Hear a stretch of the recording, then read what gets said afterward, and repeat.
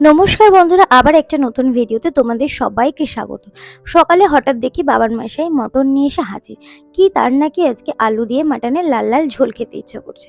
মাটনটাকে ভালোভাবে ধুয়ে রেখে দেবো। এবার কিছুটা আলু কেটে নেব, কিছুটা পেঁয়াজ আর একটা টমেটো ভালোভাবে কুচি করে নেবো, আর কিছুটা আদা আর রসুন ভালোভাবে ধুয়ে মিক্সিতে পেস্ট করে নেবো। কিছু গোটা গরম মশলাও রেডি করে নেব। এবার কড়াইতে সর্ষের তেল গরম করে আলুগুলো লাল লাল করে ভেজে তুলে রাখবো। তারপর ওই তেলেই গোটা গরম মশলা ফোড়ন দিয়ে পেঁয়াজ কুচি দিয়ে একটু ভেজে নিয়ে টমেটো কুচিটা দিয়ে দেবো। পেঁয়াজ আর টমেটো নরম হয়ে এলে ওর মধ্যে রসুন বাটাটা দিয়ে ভালোভাবে মিশিয়ে আদা বাটাটা দিয়ে দেবো। তারপর আদা বাটা আর রসুন বাটাটা ভালোভাবে মেশানো হয়ে গেলে আবার বাকি রসুনটুকু দিয়ে মিশিয়ে নিয়ে হলুদ গুঁড়ো আর লঙ্কার গুঁড়ো দিয়ে ভালোভাবে মেশাবো।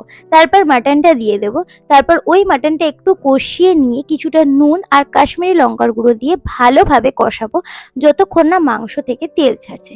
মাংস থেকে তেল ছেড়ে এলে প্রেসারে মাটনগুলো দিয়ে একটু গরম জল দিয়ে আর কটা কাঁচা লঙ্কা দিয়ে প্রেসারের ঢাকনা দিয়ে 5টা সিটি দিয়ে নামিয়ে রাখবো। মাংসটা কিছুটা সেদ্ধ হয়ে এলে আলুগুলো দিয়ে একটু ঘি আর গরম মশলা দিয়ে আরও কয়েকটা সিটি দিয়ে নিলেই রেডি আমাদের মাটনের লাল লাল ঝাল ঝাল ঝোল।